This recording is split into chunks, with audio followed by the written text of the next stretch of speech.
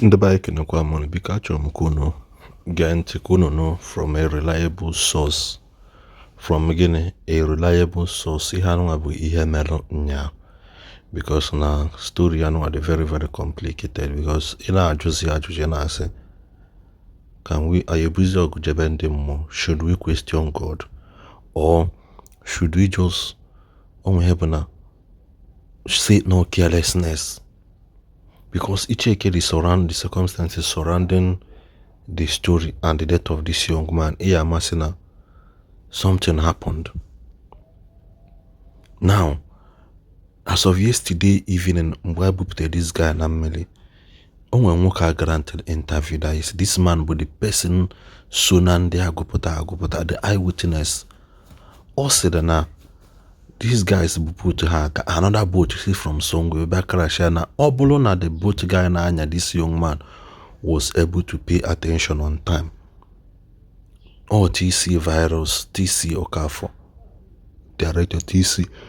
Na emekwa film na Asaba nke hanyawa bebe tibezia according to this see na agwa the guy nekwa na another boat we go nso the boat guy tupu na enwetozi onwe the two boat collide yana check here other form of motor na cross road train bebe see the other side bebe akwaya. How do you want them to cope in that water? Obodo na akola akobo the maintain because the story shows that na one man Nekuku said, "Na Junior Pope mwegu mmeli. What happened?" Although on Hanacho na mba that boat jamulwa ha na this young man na ha isada na ha sustain injury or not the unconscious daba mmeli because no this young man Nekuna this guy mwegu mmeli see hapoze kino mwegu mmeli. What happened? I will also blame hospitals in a run hospital. You don't even have one life supporting machine. Every day people keep dying in the hospital. First hospital no oxygen, second one nothing until the BJZ. And I also want to blame everybody no there. Over 500 people no there with the phones. Gini kunu na ese. This man a breathing space go no long way. Kikuko batania and nobody has any experience of what to do to the first 8 person he meet. They say okay na onya no I meet. Why not take your phone go? I go put onya that with me. What is the next thing I use them onya? Nobody said anything. Then Ebola Jono over 1,000 people through there. And I say video name anything. What is the Unelugo hospital? Gene melunu juibuchi atakwada guy na river sinu neme sacrifice some more conquer. Sometimes since I was contemplating this tanaba na nyanse, thank God no brodo no kakase ke ebuli ajebe onwe kelu no ka ofi here me. But at the end of the day, you just you can't. Too many things were going to my head. I just say, organize. Definitely, I will give you canon to the Isiagu. Nakata mi be a John or go cable a John or go butcher back to river. Only one name sacrifice. Kedi ho name that sacrifice. What does it stand for? Na ya kita ha na-azụ azọ ndị bisa akọmmeli si na ebuti ya si na ya na-akọmmeli na nke anụ na akọgonago akwụkwọ. Despite in the midst of this calamity, 3 people are still missing. 3 people are still missing as I'm talking to you now.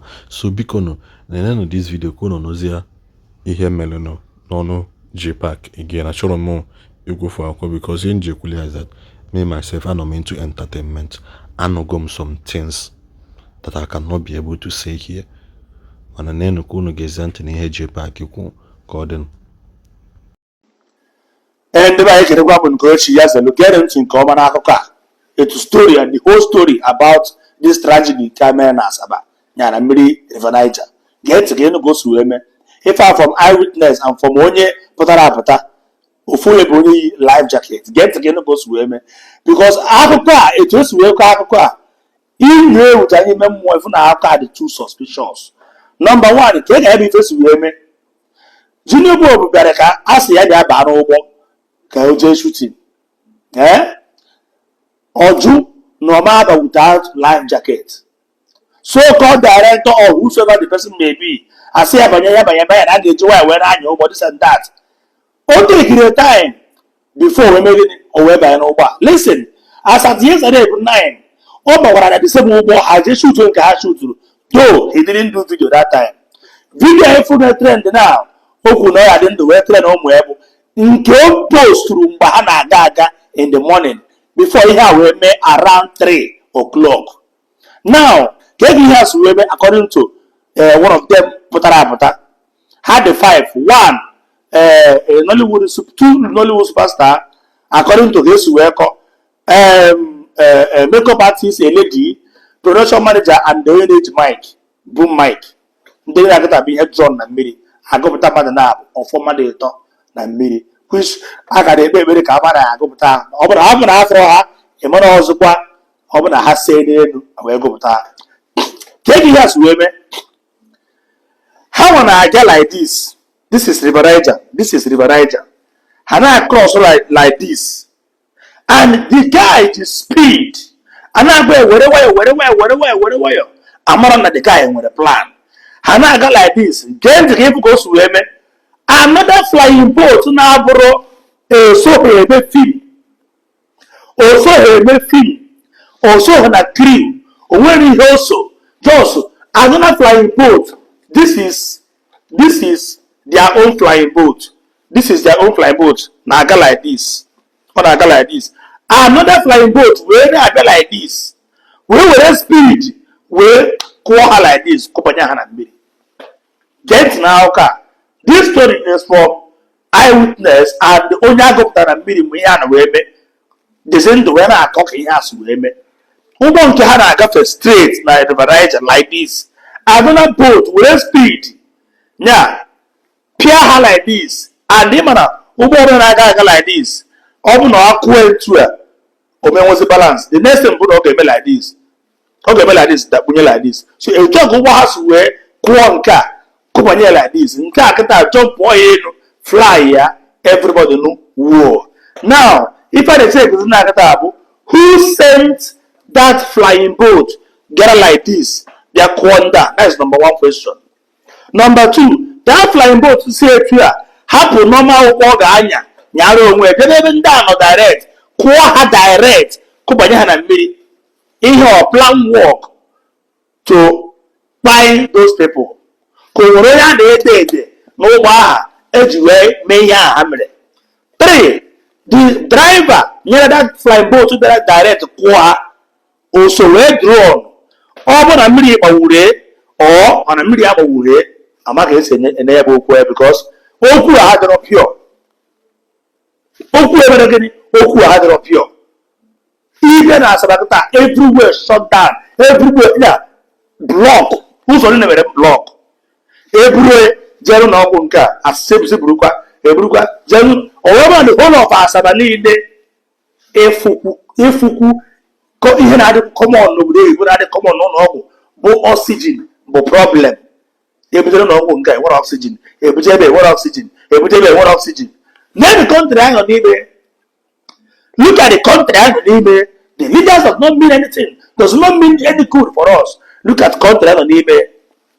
No support machine, no this, no that. Until Ebuje at the last place, Ebuje now. And I actually come on and I revive, which is 50-50. From the horse's mouth, from the source, can they with this news? Direct from Onye Inyamere, because the source of Onya, Amaham Nonya one eye Obanya, Oji life jacket, call when you can add the engine, but the hit to the Mayabura, no fool him again, your life jacket. Why not us in your life jacket? Get the plan of the director, get the plan of the executive director, whatever, or the movie director or the production manager, I don't know. Can you even a plan on superstars? But I don't walk without life jacket. Do you know people no matter? No major shoot senior life jacket. You as a director, you force him to enter that flying boat without life jacket. And tomorrow you come up as a professional director. We want to know you. Why do you force Junior Pope and the rest of them to enter that river without life jacket? That is number one question. Number two, a big that flying boat this way. Marry Bia quote flying boat na karo way. All these questions can najo and they need a clear answer because get it. Now very soon, only come that is just no kuru anyanwu. Open over the ọjọọ they attached to this thing. God reveal it. And for you, Matthias Ezako, you have to tread with caution. You have to tread with caution. Under 1 hour, if you will know, the dead. One Matthias Ezako. One Matthias Ezako. The same thing happens this year. Every job in America, Matthias will target non-doka. One Matthias Ezako. One day, okay, take the wrong way, in everlasting prison. One Matthias Ezako. One Matthias Ezako. One about to open a danger. Every time they make a celebrity. Somebody bring your brother, a well celebrity from every state. The only thing you can do is to start mocking him. Start blaming Jesus don't japa. As if to say, I don't want to talk. One Matthias Ezako. Okay, Jackie, do one day.